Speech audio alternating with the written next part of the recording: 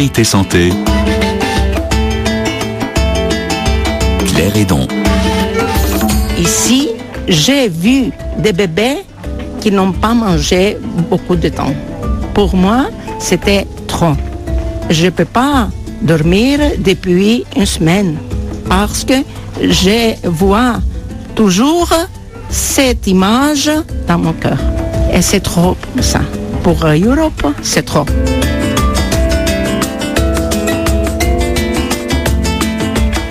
C'est un pays où la malnutrition a refait son apparition.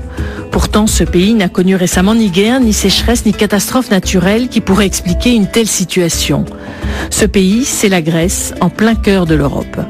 Depuis le début de la crise économique qui a frappé les Grecs il y a 5 ans, les plans de sauvetage et les mesures d'austérité ont eu des conséquences humaines dramatiques. Aujourd'hui, plus de 2,5 millions de personnes n'ont plus accès aux soins, faute d'assurance santé. Des maladies comme le paludisme et la tuberculose refont leur apparition. Les hôpitaux publics sont saturés, il manque de tout, de personnel, de moyens, de lits, de médicaments. Vous l'avez compris, le système de santé est exsangue dans un pays au bord de la faillite. On en parle alors qu'aujourd'hui, l'Europe a les yeux tournés vers la Grèce, qui a jusqu'à ce soir, minuit, pour rembourser les 1,5 milliard d'euros qu'elle doit au FMI. Et dimanche, les Grecs doivent se prononcer par référendum sur le plan d'économie proposé par l'Eurogroupe en contrepartie d'une extension du plan d'aide pour justement éviter ce défaut de paiement. Bonjour à tous et bienvenue dans Priorité Santé. Grèce, la santé victime de l'austérité, c'est un reportage d'Igor Strauss. Pour comprendre ces difficultés d'accès aux soins, nous allons à la clinique communautaire d'Elleniko dans la banlieue d'Athènes. Marie Sidaris est retraitée bénévole dans cette clinique où les soins sont gratuits. Au début, quand on a ouvert la clinique, des parents sont venus avec leur petite fille de 6 mois pour voir le pédiatre. Elle pesait moins lourd qu'à sa naissance. Vous imaginez une petite fille de 6 mois qui pèse moins lourd qu'à sa naissance, ce qui signifie malnutrition. Donc on a dû se procurer du lait pour enfants et d'autres produits qu'on n'avait pas au début.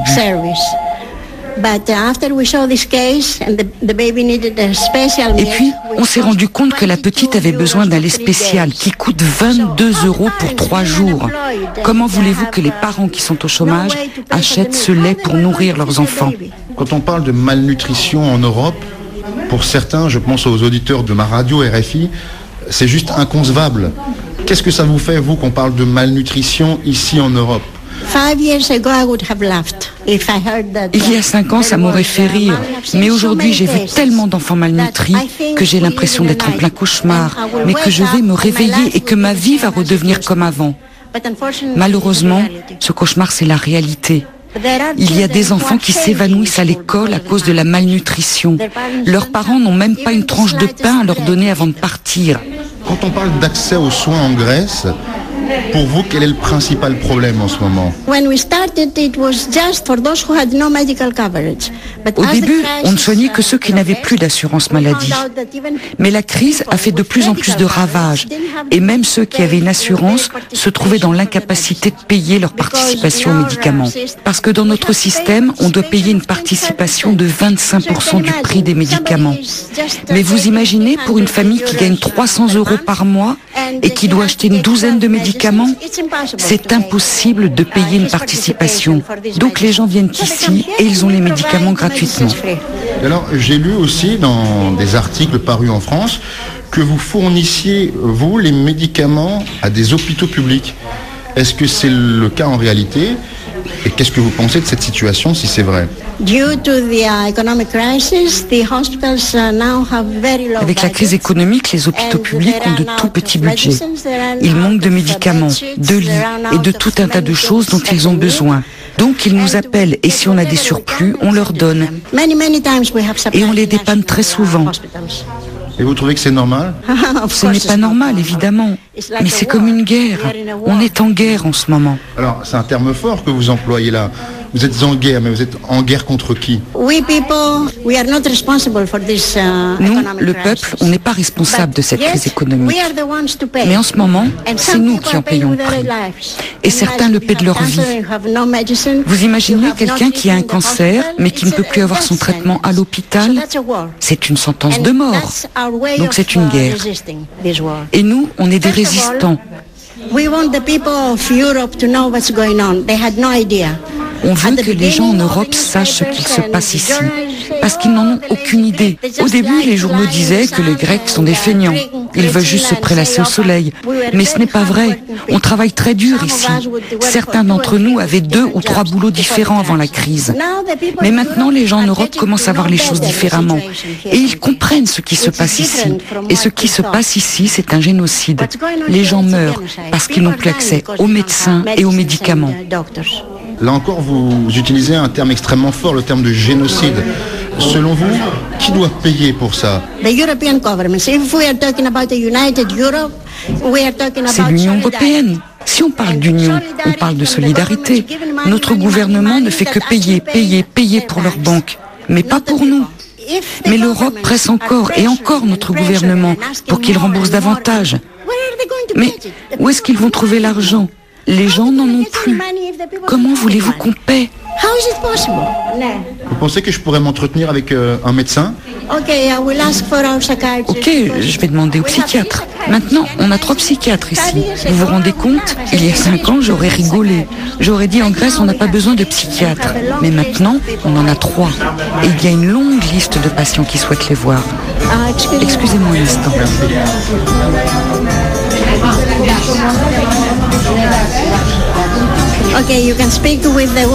Bon, vous pouvez parler avec la dame qui s'occupe de la pharmacie. Et dès que le psychiatre aura terminé sa consultation, vous pourrez parler avec lui, d'accord? Ok. Ici, c'est le département bébé. Alors là, on rentre dans une petite pièce. Le lait. Donc on les voit, les laits pour enfants, ouais. Là aussi, je vois, il y a beaucoup de couches. C'est-à-dire que les parents n'ont même pas les moyens d'acheter les couches pour les enfants. S'ils n'arrivent pas à payer le pain, comment vont-ils payer les couches? Et là, donc, on rentre dans la petite pharmacie. Voici Madame Iliopoulou. Elle s'occupe de la pharmacie. Et vous pouvez lui poser vos questions. Hello. On peut faire l'interview en français, vous pensez? En français, oui. D'accord. Alors, je vais vous demander de vous présenter, s'il vous plaît. Je m'appelle Vasiliki Iliopoulou. Je travaille ici et je suis volontaire. Je m'occupe dans la pharmacie. Est-ce que déjà, ici, vous avez tous les médicaments dont vous avez besoin? Nous avons beaucoup de médicaments, mais nous n'avons pas tous les médicaments que nous avons besoin. Nous manque les médicaments qui sont pour le diabète, parce que nous avons beaucoup de gens qui prennent ce médicament et parce qu'ils sont un peu chers, ils ne peuvent pas acheter eux-mêmes. S'ils ne prennent pas les médicaments, après 5 ans, 10 ans, il a des problèmes dans les yeux, le sang, et l'État doit payer plus pour ces problèmes après. Nous avons besoin de vaccins pour les bébés parce que ces vaccins, c'est trop cher. Et c'est-à-dire, pour pneumococcus, les parents doivent payer à peu près 70 € per vaccin. Ah, c'est cher. Et il faut le faire plusieurs fois. Oui, oui, c'est ça. Parce que les parents qui n'ont pas de travail, ils ne peuvent pas payer pour tous. Alors, excusez-moi, pour mes Français, c'est pas très bien. C'est très bien, je comprends tout à fait. Pour récapituler, on disait donc qu'il y a de plus en plus d'enfants malnutris, ce qui est quand même grave pour l'Europe. Mais avec ce manque de vaccins, on a des maladies qui avaient été éradiquées en Europe, comme la polio ou les maladies pneumococciques, qui pourraient ressurgir. Ça serait grave, non seulement pour la Grèce, mais pour l'ensemble de l'Europe, puisque ce sont des maladies qu'on peut se transmettre du coup. C'est exactement ça. Et nous avons des maladies comme tuberculose. C'est une maladie qu'il n'y a pas ici en Grèce depuis 50 ans. Et maintenant, nous avons beaucoup de gens qui ont ces maladies. Et c'est très important ça, parce qu'il est très facile de passer d'un homme à l'autre. Et c'est pourquoi nous avons toutes ces maladies. Vous pensez qu'il y a eu beaucoup de décès, de décès parce que les gens n'ont pas pu se soigner à cause de la crise? Oui, parce que έχουν αφήσει την πρόληψη. Αυτό είναι, πρόληψη. Δηλαδή ο πληθυσμός δεν κάνει πρόληψη. Και αυτό έχει σαν αποτέλεσμα να εμφανίζονται ασθένειες περισσότερες. On ne réalise plus du tout de diagnostic dans ce pays-là, on ne pratique plus du tout de prévention médicale, c'est la raison pour laquelle toutes les pathologies se développent de plus en plus. C'est à cause de la crise.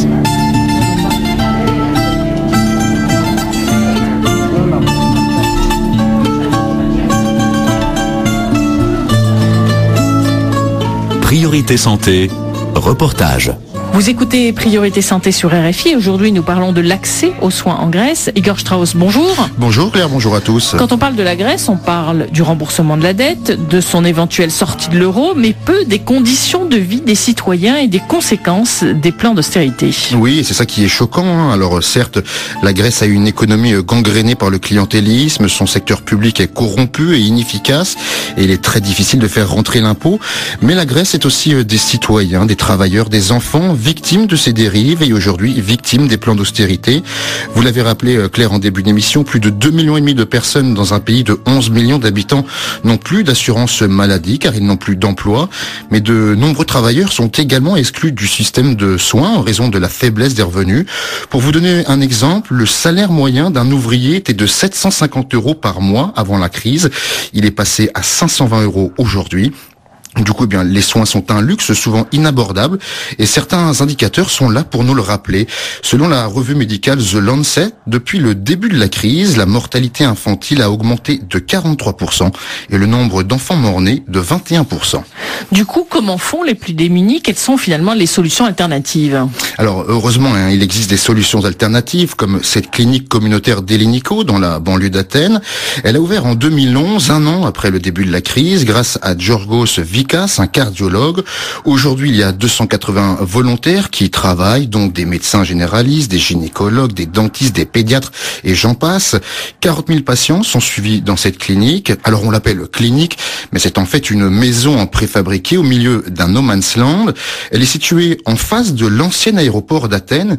Et si je vous le précise, c'est parce que ce site immense avec vue imprenable sur la mer a été vendu par l'État 915 millions € à un riche armateur grec vivant en Suisse. Un joli cadeau car le terrain est estimé à 20 milliards d'euros, signe que les plans d'austérité n'ont aucun impact sur la corruption. On retourne donc dans la clinique communautaire d'Elliniko en banlieue d'Athènes qui offre soins et médicaments à tous ceux qui en ont besoin. Ονομάζομαι Σουρίλα Ευαγγελία. Είμαι χωρισμένη από το 2010. Je m'appelle Sorella, je suis donc divorcée et au chômage depuis 2010. J'ai un enfant, pour l'instant c'est ma mère qui est retraitée qui m'héberge. Je viens ici parce que je n'ai pas accès à aucune caisse d'assurance, je suis au chômage. Et ce que j'ai trouvé ici, c'est un accès aux soins et aux médicaments. Qu'est-ce que vous avez comme problème de santé? Les problèmes sont de deux ordres. J'ai subi une embolie pulmonaire, j'ai un problème au niveau de la pression sanguine et par ailleurs j'ai aussi quelques problèmes psychologiques. Mais avant de venir ici, est-ce que vous avez essayé de vous faire soigner à l'hôpital? Oui, bien sûr, j'ai essayé d'aller dans l'hôpital public. Je n'ai pas pu avoir accès parce qu'ils voulaient une carte d'assuré social que je n'avais pas. Et de plus, ils m'ont dit tout de suite que je devais payer pour mes examens médicaux. Donc c'était impossible pour moi. Et à combien s'élevaient les frais pour ces examens médicaux? Est-ce que vous vous rappelez? Oui, je m'en souviens. C'était 350 € pour pouvoir réaliser les examens. Mais alors, comment vous auriez fait pour vous soigner si vous n'aviez pas trouvé cette clinique ici à Elliniko? Il n'y aurait pas de solution. En fait, mes médicaments sont extrêmement chers. Ne serait-ce que pour mon problème de sang, les médicaments coûtent 160 € et ici c'est gratuit. Venons-en à vos problèmes psychologiques. Est-ce qu'ils sont dus à la crise économique ou est-ce qu'ils étaient déjà là avant?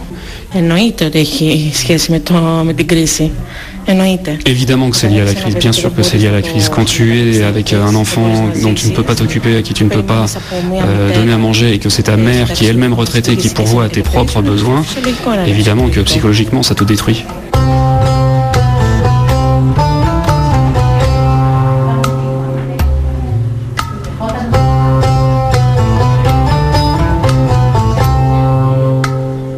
λέγομαι Χρήστος Ταρασίδης, είμαι ψυχίατρος, παιδοψυχίατρος, ψυχοθεραπευτής. Je m'appelle Christos Tarassidis, je suis psychothérapeute, pédopsychiatre et psychologue. Ça fait à peu près un an que je suis ici. Une question d'ordre général.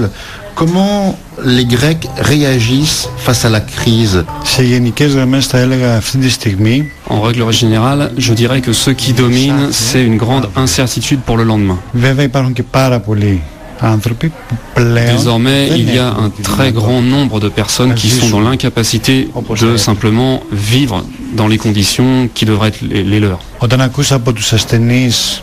Quand j'ai entendu par exemple de la part de mes patients des témoignages disant que pour l'ouverture du jeûne de Pâques et où il est d'usage d'acheter un pain spécial pour ce jour-là, qui coûte pas très cher, mais que les gens ne pouvaient même pas se procurer ce pain que tout le monde mange en Grèce le jour de l'ouverture du jeûne, à ce moment-là je me suis demandé vraiment dans quelle situation on était rendu. Tant que cette situation est appelée à perdurer et à s'aggraver, tout un tas de personnes qui jusqu'à présent arrivaient à affronter les problèmes qui étaient les leurs, qui ont pu s'en sortir jusqu'ici, petit à petit, on les verra ne plus être en mesure d'affronter la situation. Je ne voudrais pas non plus vous vendre l'image d'une Grèce dans laquelle la grande majorité des gens meurent de faim. Ceci dit, il y a un très grand nombre de gens qui ont faim dans ce pays. Et par ailleurs, il faut quand même rappeler que le problème de l'absence de logement, de personnes qui dorment dans la rue, n'avait jamais existé en Grèce. Et là, on voit qu'il est massivement répandu. Les besoins de la population en matière de psychiatrie, de psychologie sont énormes, on s'en rend très bien compte. Pour l'instant, les soins qui sont dispensés en la matière, notamment dans les cliniques privées, ont beaucoup baissé en quantité pour des raisons financières, d'incapacité à financer les soins en question. Mais alors quels sont justement les principaux motifs de consultation? Είναι αυτό που θα έλεγα και εγώ έτσι κι αλλιώς. Τα περιστατικά που βλέπουμε. On voit absolument tout, on a absolument tout le spectre des problèmes psychologiques ici.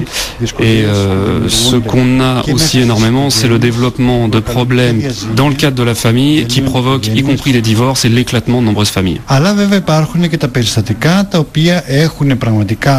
Mais on a aussi l'ensemble des cas classiques qui existaient avant la crise, qui nécessitent simplement un suivi, qui nécessitent des médicaments.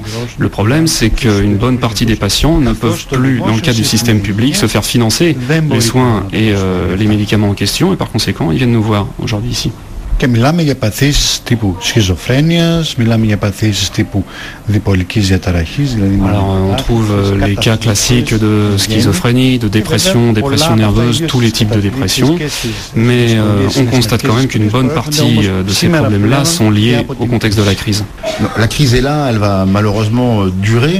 Donc quelles peuvent être les conséquences sur le long terme? Et est-ce que vous craignez une explosion des cas de dépression par exemple ou autres pathologies? Νομίζω ότι μακροχρόνια ίσως δεν υπάρχουν πολύ μεγάλες διαφορετικές επιπτώσεις. À long terme, je pense pas qu'il y aura de conséquences différentes de celles qu'on constate aujourd'hui. Simplement, ce qu'il y a, c'est qu'il y a des personnes qui sont capables d'affronter certaines situations, certains problèmes psychologiques. D'autres, en revanche, sont potentiellement plus sensibles à certaines situations. C'est quelque chose qu'on peut diagnostiquer. Et ce qui est probable, c'est que le nombre de personnes qui ne puissent pas gérer ces situations augmente de façon régulière dans les années à venir. Igor Strauss, on a encore en mémoire ce retraité grec qui avait déclaré sur une place publique « Je ne me suicide pas, ce sont eux qui me tuent avant de se donner la mort ». Y a-t-il un lien entre l'austérité, la crise économique et le suicide?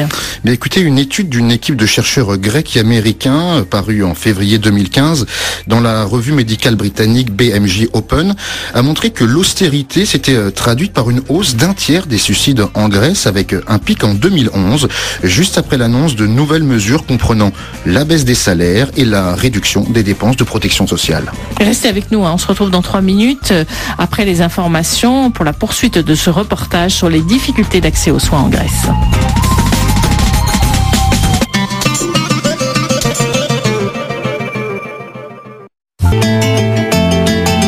Priorité santé. Claire Hédon. Μεγάλη κατάντια On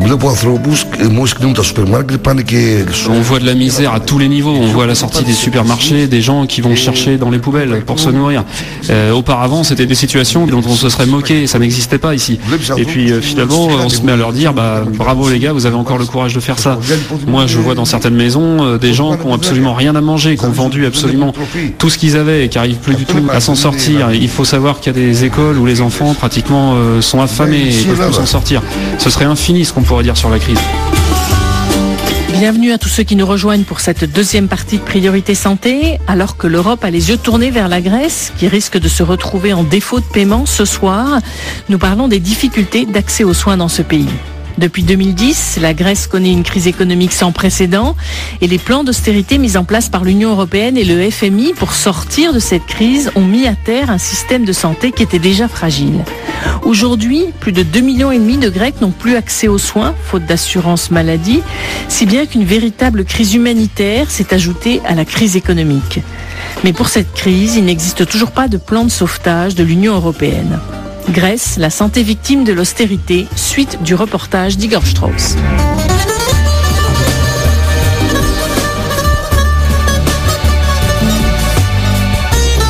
L'accès aux soins pour les chômeurs et les travailleurs pauvres est donc devenu impossible, on l'a vu dans la première partie de cette émission, mais pour tous les patients vivant avec des maladies chroniques qui nécessitent des traitements à vie, la donne est encore pire. Ils savent qu'ils sont malades, ils ont été diagnostiqués, ils connaissent les médicaments dont ils ont besoin, mais ils n'ont pas les moyens de les acheter. La seule solution pour eux est de se rendre dans l'une des cliniques communautaires ouvertes pendant la crise pour soigner et traiter tous les exclus du système de santé. Je m'appelle Nikolaos, j'ai 47 ans, j'ai 4 enfants et 6 petits-enfants. Alors là, vous avez un rendez-vous avec le cardiologue. De quoi vous souffrez précisément ? Alors j'ai eu une attaque cardiaque il y a un certain temps et quand j'ai eu mon attaque cardiaque, je suis resté 4-5 jours à l'hôpital. À partir de ce moment-là, moi j'ai pas pu travailler dans mon magasin et donc à partir de là, je devais 6200 € au système de santé à cause des soins que j'avais reçus. Comme en même temps j'ai perdu mon travail, je dois encore les payer aux services fiscaux. Et aujourd'hui, est-ce que vous avez encore des médicaments à prendre ? Bien sûr qu'il me faut encore des médicaments, c'est une question de survie. Et justement, s'il n'y avait pas cet hôpital, qu'est-ce qu'on ferait nous ? Comment est-ce qu'on pourrait faire ? J'ai compté que les médicaments, ça me coûterait à peu près 170 € par mois. Comment je fais ? J'ai même pas de retraite, j'ai plus rien. Mais comment vous faites pour vivre justement, vous ? Je collecte tout ce que je trouve dans les poubelles, que ce soit des vieilles chaussures, des vieilles télévisions, tous des meubles que je peux éventuellement rafistoler, et je les vends aux puces. Et avec ça, vous arrivez à gagner à peu près combien par mois ? Vous savez, c'est pas énorme parce que c'est tous les dimanches d'abord et uniquement le dimanche. Par mois, c'est du 200, 220, un peu plus, un peu moins. Ma femme de son côté, elle travaille, elle fait des ménages là où elle peut, dans quelques maisons, dans quelques entreprises. En plus de ça, il faut rajouter le fait que les allocations familiales qu'on avait, qui auparavant c'était 410, 420 € par mois, ça a été baissé à 220 € tous les 2 mois. Donc vous voyez bien, c'est difficile. Et vos enfants, votre femme, est-ce qu'ils sont en bonne santé, eux, ou est-ce qu'ils doivent fréquenter la clinique ici ? Ma femme, elle a un petit problème au poumon, il faut de temps en temps qu'elle vienne ici, mais c'est surtout ma fille qui a 18 ans, elle a un problème de psoriasis, donc elle a besoin d'un traitement, un médicament qu'elle doit se mettre sur tout le corps, et ça c'est très difficile parce que c'est pour une toute petite bouteille, c'est 50 €, et à chaque fois il faut qu'on repaye 50 €. Dans un premier temps on a été aidé, et puis maintenant ça s'est arrêté ça. Donc pour la famille, l'accès aux soins c'est un vrai problème. Bien sûr que c'est un problème. Moi, si je veux pouvoir continuer à vivre dans les années qui viennent, il faut bien que j'ai ces médicaments. Sinon, on ne pourra pas s'en sortir. Donc c'est évidemment un énorme problème. Et si un jour cette clinique solidaire s'arrête, qu'est-ce que vous ferez ? Je sais pas. Je ne sais pas.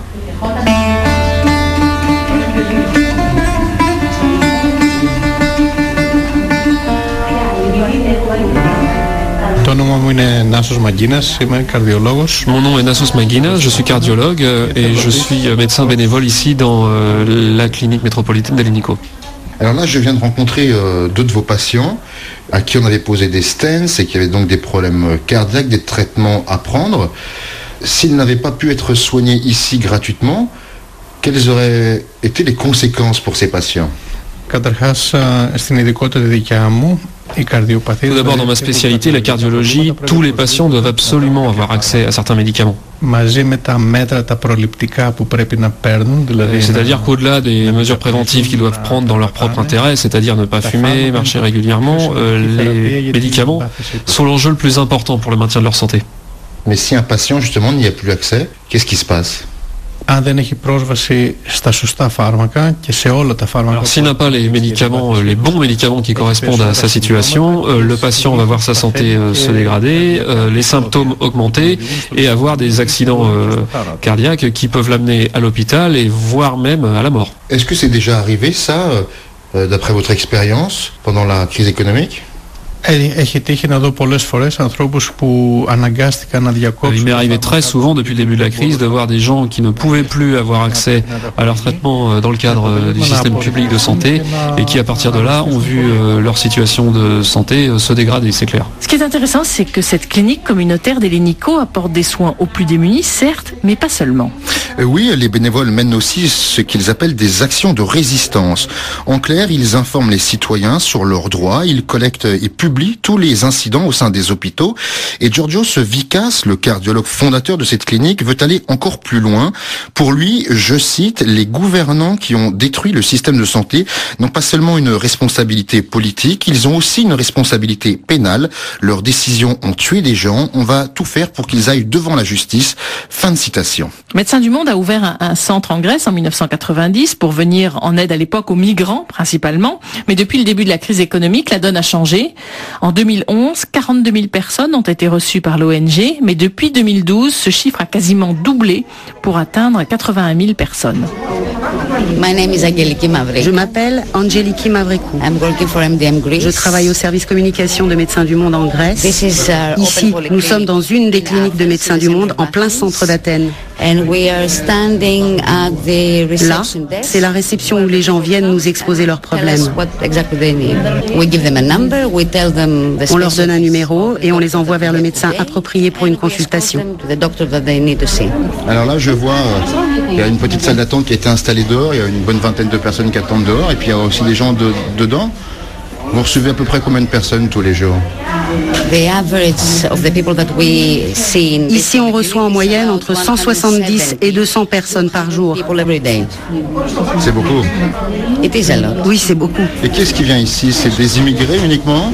Ou est-ce que vous recevez aussi des Grecs? Malheureusement, dans cette clinique, comme dans les autres d'ailleurs, les Grecs sont majoritaires. Ça doit vous faire bizarre, ça, non? Oui, parce qu'avant la crise, on recevait très peu de Grecs. Est-ce que je peux discuter avec un médecin? Oui, bien sûr. Vous pouvez vous entretenir avec le président de Médecins du Monde en Grèce, Monsieur Nikita Kanakis. Merci. De rien.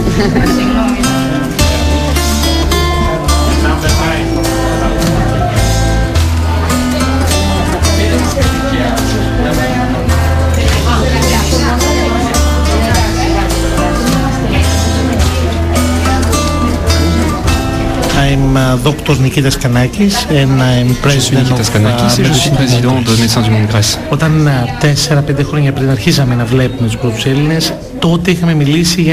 2010, quand on a vu arriver les premiers contingents de Grecs, on a immédiatement commencé à parler de crise humanitaire et à cette époque on se moquait de nous. Simplement nous, on apprenait les choses par le biais de nos patients. Donc on a considéré que c'était un phénomène nouveau qu'il fallait absolument traiter parce qu'un médecin ne choisit pas ses patients, on n'établit pas de discrimination entre ses patients et donc on a commencé à faire des choses qu'on ne faisait absolument pas auparavant. Ils n'avaient pas de nourriture, il a fallu rassembler de la nourriture, ils n'avaient pas de logement, il a fallu leur en trouver, etc. En 2010, 10% de nos patients seulement étaient grecs et désormais sur nos 80 000 patients, la moitié sont grecs. Alors dernièrement, on a commencé à voir arriver plus d'immigrés pour deux raisons. D'une part parce que désormais les hôpitaux acceptent les patients qui ne sont pas assurés, ce qui est un élément positif. Ça veut dire que désormais des gens peuvent aller se faire soigner dans l'hôpital public. La deuxième raison, c'est qu'il y a un afflux de migrants très important ces derniers mois. Est-ce que vous avez pu faire face à cette augmentation du nombre de patients qui venaient vous voir? Ήταν δύσκολο από δύο πλευρές. Πρώτον, γιατί αρχίσαν πια να μην υπάρχουν φάρμακα. Le problème a été difficile à gérer dans la mesure où, d'abord, les volontaires étaient ici en nombre suffisant, les bénévoles. En revanche, on s'est retrouvé à court de médicaments. Ça a été un premier problème. Deuxièmement, c'était difficile sur le plan sentimental de voir les siens souffrir et être incapables de se soigner. Mais le problème de santé caractéristique de la crise, c'est véritablement la vaccination, y compris des enfants. La Grèce est aujourd'hui le seul pays qui est incapable de fournir à sa jeunesse ce droit élémentaire. 9000 enfants ont été vaccinés dans le cadre de Médecins du Monde.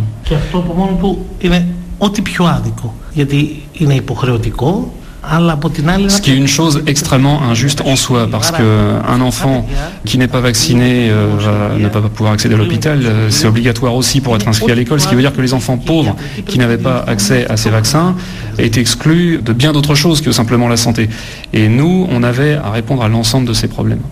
Mais qu'est-ce qu'on ressent en tant que membre d'une ONG, médecin, quand son propre pays, en Europe, ne parvient pas à subvenir aux besoins de sa population? Ce qui nous a fait du mal, c'est de voir arriver des concitoyens qui auparavant avaient exactement la même vie que nous, qui auparavant étaient véritablement les nôtres, c'était nos amis, c'était des gens qu'on connaissait, qui avaient des vies normales. Ça fait mal. Les enfants, évidemment. Les enfants, le fait de ne plus pouvoir subvenir à leurs besoins médicaux, c'est vraiment le signe d'une société qui est complètement en faillite. Pour la première fois en Grèce, on a commencé à entendre, dans cet hôpital, pour la première fois depuis la période de l'après-guerre, des enfants dire « Maman, j'ai faim ». Ce qui fait toujours particulièrement mal et ce qui révèle aussi que nous sommes une société assez hypocrite parce qu'on prétend tout faire pour notre jeunesse, mais on n'est même pas capable de leur donner à manger. Ça fait forcément mal.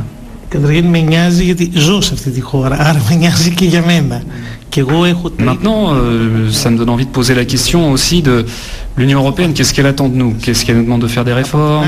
Mais encore faut-il qu'on soit capable de les faire et pour cela de couvrir les besoins alimentaires en matière de nourriture, de logement, de soins. Je pense qu'on atteint un point où on ne peut plus répondre aux sollicitations de l'Union européenne, on ne peut plus faire ce qu'ils attendent de nous. Nous, on a montré l'exemple en étant solidaires du début jusqu'à la fin. Toute personne qui frappait à cette porte, qu'elle ait des euros dans la poche ou pas, quelle est la capacité d'accéder à ces soins, pouvait le faire parce qu'on était tous bénévoles. Maintenant, la solidarité de l'Europe, c'est quoi?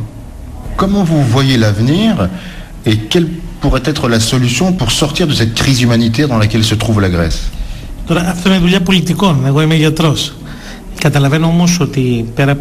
Bon, évidemment, ça c'est l'affaire des politiques, pas du médecin que je suis.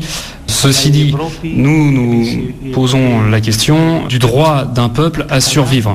On attend de nous que nous fassions des réformes. Je suis conscient, moi, qu'il y a des tas de choses à changer dans ce pays, qu'il faudrait faire des réformes.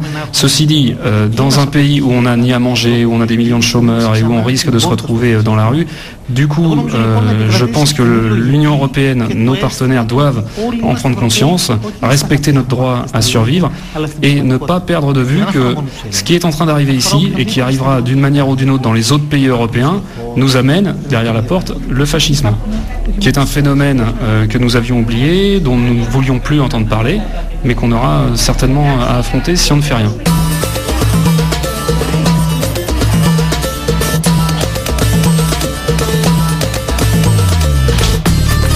Igor Strauss, le fascisme en Grèce est-il vraiment une menace? Oui, le parti néo-nazi Aube dorée, la troisième force politique du pays, et il prospère dans le sillage de la crise avec un discours clairement anti-immigration. Alors peu connu avant son entrée au Parlement aux législatives de juin 2012, le mouvement est resté stable aux dernières élections de janvier, conservant 17 députés. 69 membres de ce parti sont jugés en ce moment pour appartenance à une organisation criminelle. Ils doivent répondre du meurtre d'un jeune rappeur en septembre 2013, ainsi qu'à la tentative de meurtre de pêcheurs égyptiens en juin 2012 et de violences contre des syndicalistes en septembre 2013. Une menace à prendre très au sérieux donc.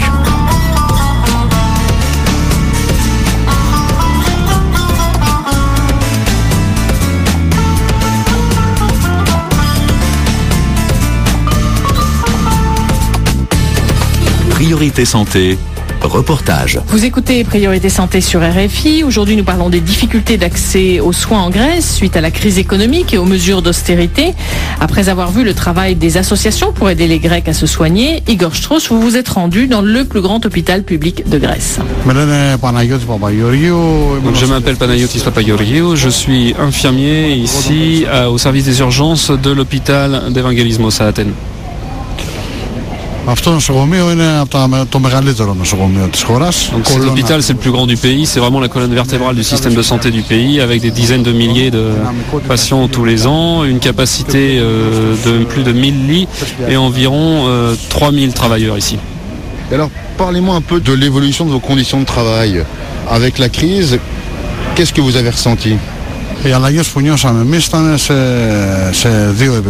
Alors la première chose qu'on a vu changer ces dernières années, c'est d'abord une baisse considérable de notre salaire, puisqu'à partir de 2010, il y a eu des baisses de salaire terribles jusqu'à 30%. Le deuxième problème majeur, c'est une augmentation des rythmes et une aggravation des conditions de travail. D'abord parce qu'il y a eu aussi en 2010 une mesure qui visait à interdire toute embauche de personnel nouveau. Et deuxièmement parce que dans tout le pays, toute une série d'hôpitaux de petite ou de moyenne taille ont été fermés et par conséquent le volume de patients a considérablement augmenté.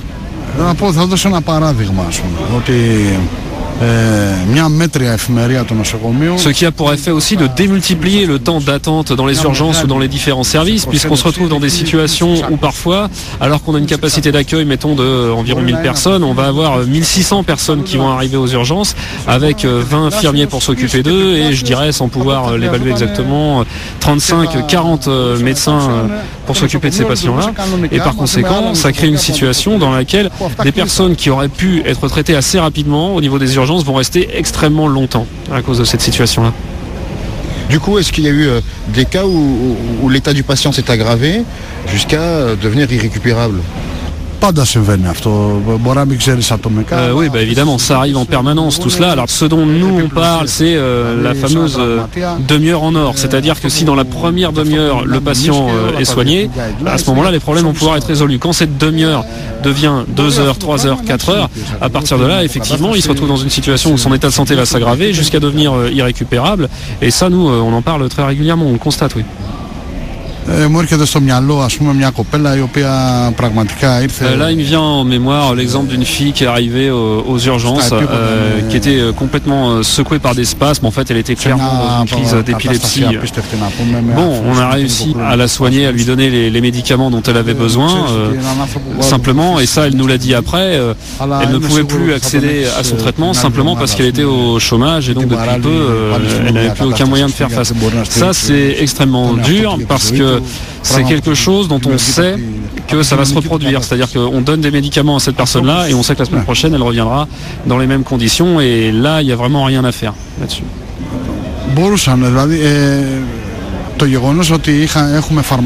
Maintenant, il y a eu d'autres problèmes. C'était les problèmes aussi de type bureaucratique, d'obtenir un certificat comme quoi on était bien atteint de telle ou telle maladie, comme quoi on avait bien besoin de tel ou tel traitement.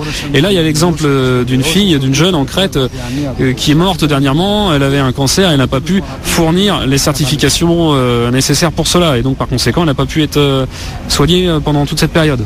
Il y a eu beaucoup de décès qu'on aurait pu éviter depuis le début de cette crise. Ah oui, bien sûr, on aurait pu en éviter pas mal. Et ça, c'est vraiment à tous les niveaux du système de santé. Regarde, les ambulances, là, elles sont sous l'ombre, c'est dramatique. Et une bonne partie d'entre elles sont même à l'arrêt en permanence parce qu'on n'a même plus les moyens d'assurer leur entretien. Donc, ce simple fait-là suffit largement à créer des décès qu'on aurait pu éviter. Comment vous voyez l'avenir, vous, personnellement, ici à l'hôpital ? Bon,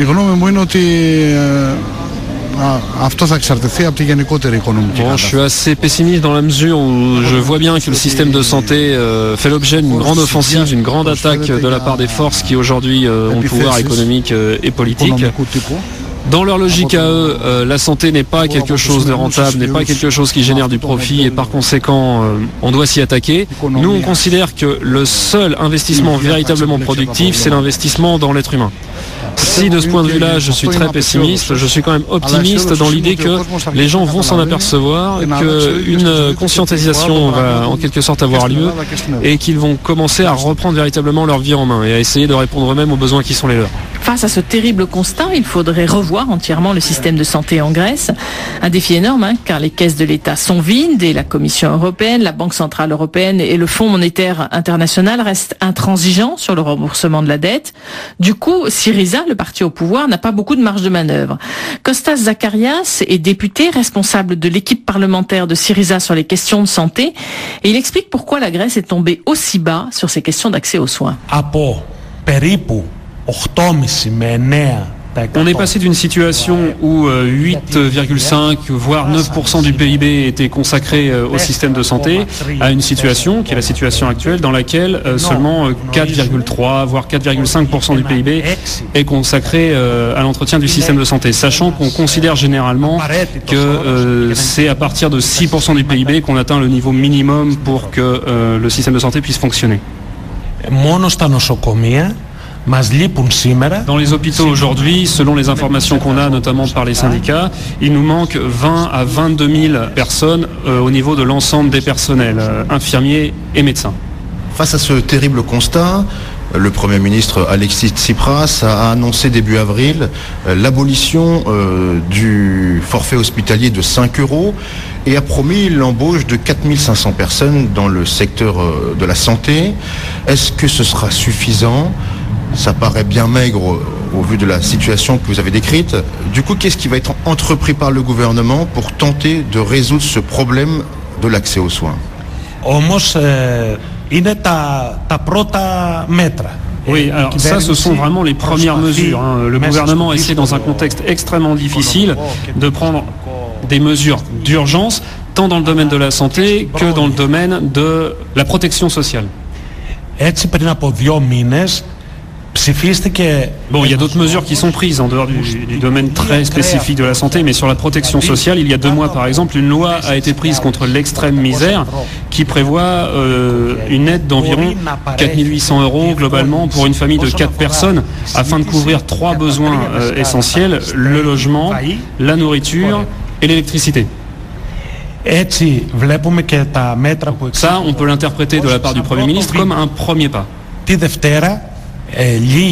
Très bientôt, c'est la fin de la session parlementaire qui élabore une loi depuis un certain temps sur la destruction de cette mesure qui interdisait l'accès aux soins aux non-assurés.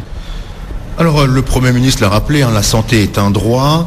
Par ailleurs, on sait qu'investir dans la santé est économiquement intéressant puisque cela permet à terme de faire des économies. Cependant, en Grèce, les caisses sont vides. Donc, comment allez-vous faire pour financer ces réformes ? Le gouvernement a prévu de financer en grande partie ces caisses qui sont en déficit et pour cela, il compte jouer et il compte beaucoup sur la négociation avec l'Union européenne autour de l'excédent budgétaire. L'excédent budgétaire, selon l'Union européenne, ne doit pas descendre en dessous de 4%. Ça faisait partie des engagements du mémorandum. Et nous, on veut le renégocier. Et on veut pouvoir atteindre 1,5% d'excédent budgétaire. Enfin, nous aimerions pouvoir obtenir, dans le cadre du paquet Juncker, je vais vous expliquer ce que c'est, un certain pourcentage dédié à la santé et aux assurances sociales. Le paquet Juncker, donc, c'est une série de crédits européens qui sont alloués à tous les États membres. Dans toute l'Europe, ça représente 300 milliards. 40 milliards pour la Grèce. Sur ces 40 milliards que le paquet Juncker prévoit pour la Grèce, nous, on aimerait que 2 milliards soient consacrés à la crise humanitaire. Et c'est une négociation qui est en cours. Mais on se rend bien compte que toutes ces futures décisions dépendent de l'Union européenne et de la pression aussi du FMI. Que ferez-vous si c'est refusé par l'Union européenne ? Oui, alors ce que nous espérons, quand je dis nous espérons, c'est pas seulement le gouvernement, mais aussi le Parlement et une grande partie du peuple grec, c'est qu'il y aura un accord à l'arrivée. D'abord parce que nous nous sentons membres à part entière de l'Union européenne et nous considérons que nous sommes des Européens. Donc nous attendons et nous revendiquons à la fin un accord et une solidarité, un esprit de solidarité. Nous considérons que ce que nous revendiquons, nous, c'est de bénéficier de notre partie du patrimoine commun européen. Nous attendons de nos partenaires qu'ils nous laissent le temps de respirer en ce qui concerne le versement de nos obligations, afin de pouvoir rester pendant un certain laps de temps dans le plan qui était le nôtre de reconstruction productive. La Grèce dépend donc entièrement de l'Union européenne. Sans elle, pas de réforme du système de santé. Or, pour l'instant, l'Europe semble plus focalisée sur le remboursement de la dette que par la situation sanitaire dans le pays. Oui, ça rend la position du Premier ministre Alexis Tsipras particulièrement inconfortable. D'un côté, il doit rassurer les membres de l'Union européenne et de l'autre, il doit appliquer le programme pour lequel il a été élu, ce qui est difficilement conciliable. Mais ce qui est frappant de la part de l'Union européenne, c'est cette forme de double discours. L'Europe ainsi que les grandes organisations internationales donnent souvent des leçons aux États africains en leur rappelant qu'il est important d'investir dans la santé, que c'est économiquement intéressant puisque ça permet d'éviter les complications et la résurgence de certaines maladies. Mais aujourd'hui, alors qu'un membre de l'Union européenne est à terre, eh bien elle fait exactement l'inverse. Pour l'ensemble des médecins que j'ai rencontrés en Grèce, mener une politique d'austérité par souci d'économie est une erreur et une faute quand on parle de soins, car au final l'addition sera beaucoup plus lourde. Pour eux, le seul message envoyé par l'Europe, c'est que les pauvres peuvent mourir. La dette de la Grèce représentait environ 120% du PIB il y a 5 ans. Depuis les différents plans de sauvetage et la politique d'austérité, elle est passée à 175% du PIB aujourd'hui. Merci Igor Strauss pour ce reportage en Grèce. Merci à Didier Bleu pour la réalisation de cette émission. Au revoir à tous et à demain.